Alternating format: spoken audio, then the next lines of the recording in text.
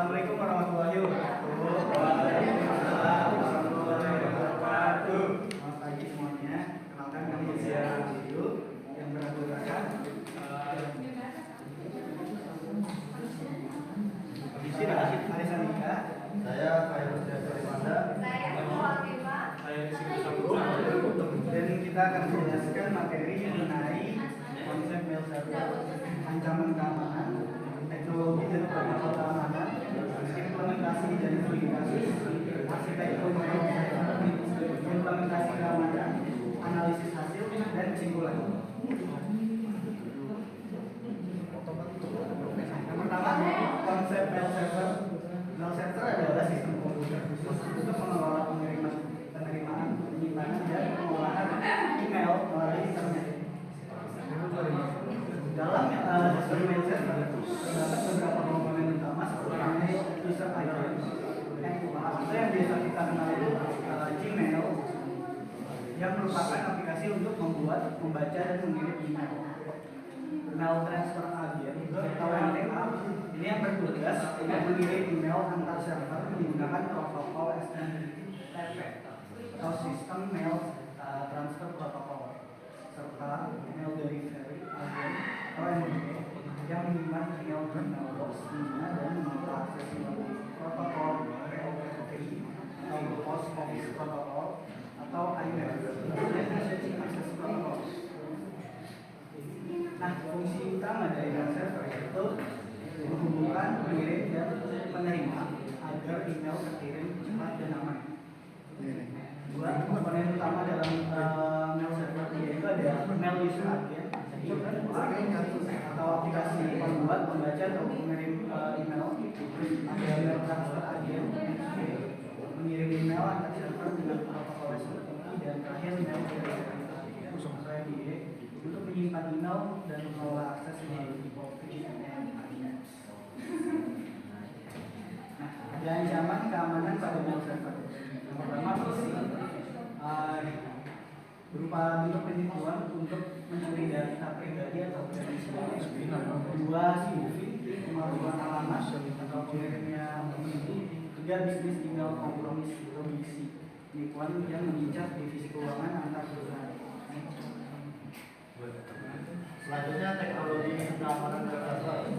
Teknologi keamanan server bertujuan untuk mencegah akses ilegal, mengurangi data dan memastikan email yang dikirim atau diterima bebas dari spam atau malware.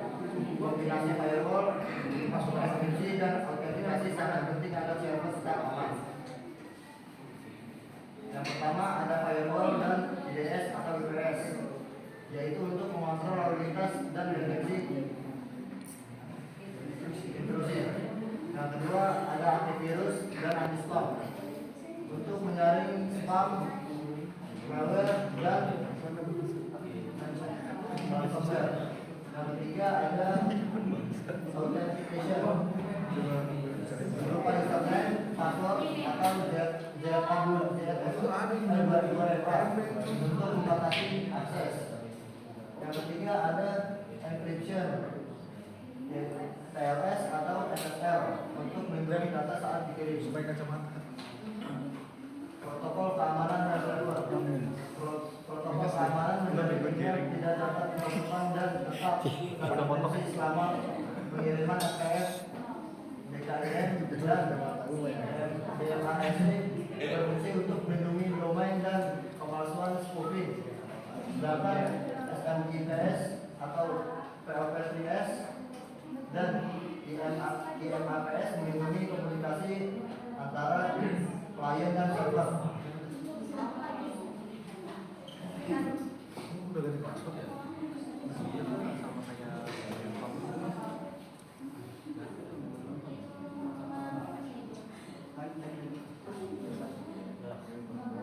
Protokol keamanan mail server terdiri dari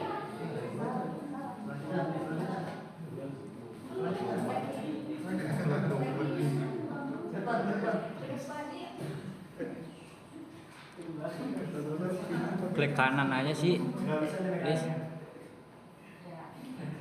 Protokol keamanan mail server terdiri dari SMTP over TLS atau SMTP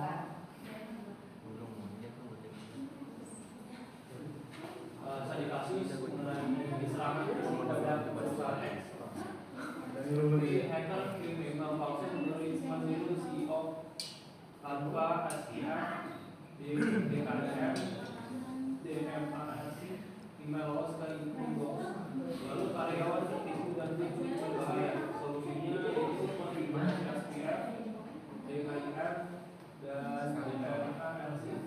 Lakukan anti-spam juga plus firewall. Gunakan VPN dan 2FA. Ada dan selanjutnya adalah bagian keamanan. Analisis hasilnya, kasus ini menunjukkan pentingnya penerapan protokol keamanan tanpa SPF, DKIM, atau memang tidak dilakukan dan menimbulkan kerugian dengan berbagai teknis protokol digital dan skripsi dan non teknis atau edukasi karyawan. Serangan fisik dapat dilakukan. Simpulannya, Salesforce adalah komoditi dan komunikasi digital yang harus dilindungi dari berbagai cara seperti phishing, spoofing, dan keamanan dapat dicapai melalui kombinasi teknologi seperti firewall, IDS atau IPS, antivirus, enkripsi, TLS atau SSL, atau autentikasi, protokol SPF, DKIM, DMARC,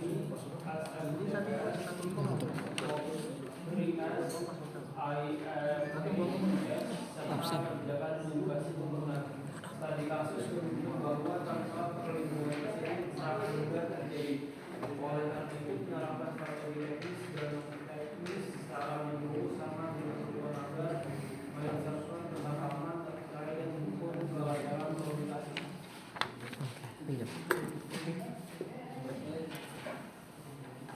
Sekian presentasi dari kelompok 7. Ada yang ingin bertanya? Kenalkan nama kelompok. Udah. Selamat siang. Perkenalkan nama saya Haikal dari kelompok 6. Ingin bertanya soal tadi yang ini ya, serangan-serangan ini internet. Apakah ada cara yang efektif untuk edukasi kita masyarakat atau karyawan untuk lebih tahu lagi gitu soal-soal yang lebih biasanya kan kalau masyarakat itu kurang tahu ketek. Apakah ada cara yang lebih efektif?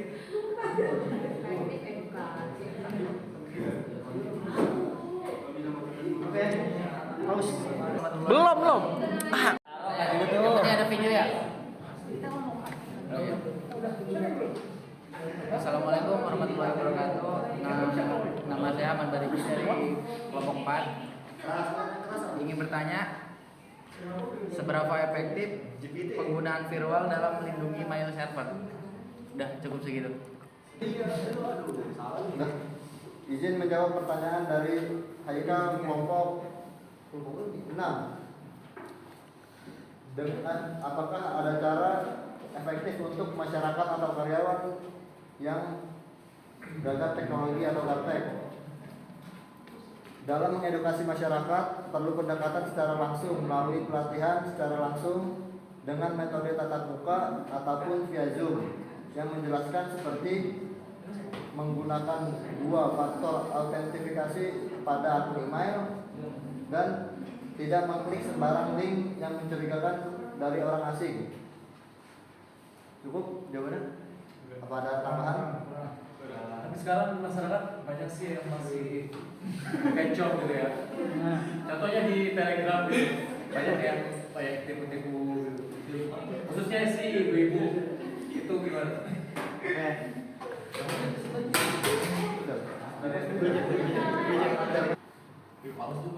Teruntuk masyarakat yang usianya cukup tua atau seperti ibu-ibu, bapak-bapak itu dapat dilakukan pelatihan seperti kita mencontohkan langsung secara langsung. So kan kalau ibu-ibu kan biasanya nanya dulu ke kita, ini linknya benar apa enggak. Nah itu bisa diterapin kayak gitu terus biar mereka tuh nggak sembarangan. Jadi kita juga sebagai orang terbaik kayak jadi konfirmasi utama dulu gitu. Jadi pengawasan seperti itu. Betul. Jadi nggak terlepas langsung dilepas, mereka bisa tetap harus ada pengawasan. Cukup. Untuk pertanyaan kedua dari anak donasi kelompok 4, pertanyaannya seberapa efektif penggunaan firewall dalam server?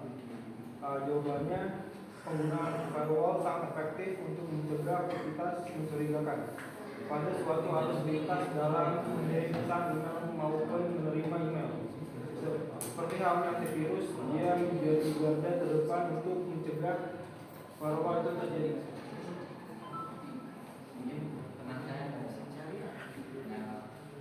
Kira-kira batasan apa aja nih yang ada dalam firewall untuk keamanan mail server ini sendiri? Misalkan kita nih kalau misalnya pada anak-anak ataupun yang lainnya yang baru banget menggunakan email mungkin ya, atau contohnya dari anak-anak yang bermain game tiba-tiba jual beli akun yang dimana itu akunnya terkait dengan email, ada yang namanya phishing segala macamnya. Cara gampang atau solusi termudahnya untuk mengatasinya hal tersebut itu kayak gimana? Walaupun memang ada solusi tambahan untuk mencegah ya apa? Sudah. Mungkin menurut opini saya pribadi, kalau anak-anak itu kan secara batas bisa kan masih tergolong belum ada ilmunya kan.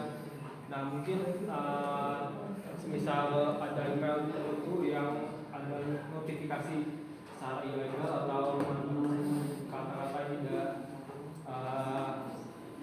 kata yang mengandung unsur untuk terjadinya firewall gitu, mungkin alangkah lebih baik diberitahu kepada orang tuanya mungkin, atau mungkin lebih sakit lagi sebagai orang tua untuk mencegah anak-anak tidak asal mengklik email tersebut. Mungkin itu dari opini saya. Mungkin ada yang kita bahas.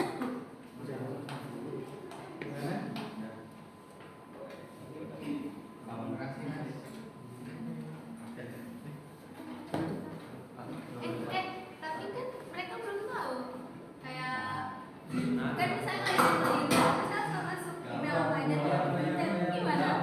Oke, pertama ya, bisa dipastikan dari nama emailnya tersebut. Misal ada gmail.com, itu resmi. Sedangkan kalau yang seperti dana.co.id itu masih bisa terkecoh dengan diberikan, misal ada domain emailnya itu dana.id, padahal yang benar itu .co.id. Nah itu bisa terkecoh. Dengan cara itu kita harus pastiin juga nih ke website resmi atau dari pihak si top up atau beli game itu, untuk pastiin itu emailnya itu resmi sama yang di website mereka gitu.